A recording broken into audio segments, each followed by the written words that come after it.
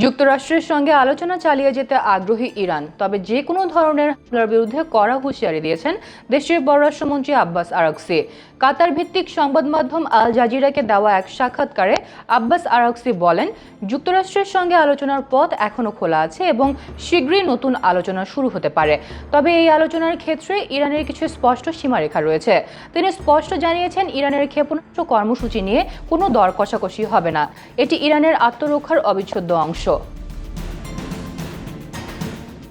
এদিকে আগামী সপ্তাহে মার্কিন প্রেসিডেন্ট ডোনাল্ড ট্রাম্পের সঙ্গে বৈঠকে বেনিয়ামিন নেতানিয়াহু। ধারণা করা হচ্ছে সেখানে ইরানকে দমানোর পরিকল্পনা করা হবে। এর মাঝেই মার্কিন প্রতিনিধি স্টিভ উইটকফ ও জ্যারেড কুশনার আরব সাগরে মার্কিন রণতরী ইউএসএস আব্রাহাম লিঙ্কন পরিদর্শন করেছেন, যা ইরানের জন্য একটি পরোক্ষ সামরিক হুমকি হিসেবে দেখা হচ্ছে।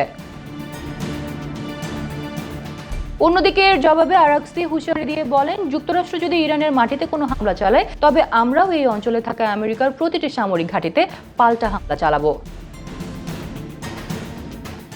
তবে সম্প্রতি ওমানের মাস্কটে দুই দেশের মধ্যে যে পরোক্ষ আলোচনা হয়েছে তাকে একটি ভালো শুরু বলে মনে করেন আরাগচি। তিনি জানান, পারমাণবিক জ্বালানি সমৃদ্ধ করা ইরানের অধিকার, পাশাপাশি বিশ্বকে আশ্বস্ত করতে একটি গ্রহণযোগ্য চুক্তিতে পৌঁছাতে প্রস্তুত আছে ইরান। এছাড়া কেবল আলোচনার মাধ্যমেই এই সমস্যার সমাধান সম্ভব বলে দাবি করেন আরাগচি। এদিকে ডোনাল্ড ট্রাম্প ইরানের সঙ্গে আলোচনাকে খুব ভালো বললেও তার কাজে ভিন্ন চিত্র দেখা গেছে। আলোচনার কথা বলার পরদিনই তিনি ইরানের জ্বালানি তেল খাতের ওপর নতুন করে নিষেধাজ্ঞা আরোপ করেছেন। এছাড়া বিশ্লেষকদের মতে একদিকে আলোচনার প্রস্তাব দেওয়া আর অন্যদিকে নিষেধাজ্ঞা ও সামরিক শক্তি দেখানো, এটা ট্রাম্পের চাপের রাজনীতিরই অংশ।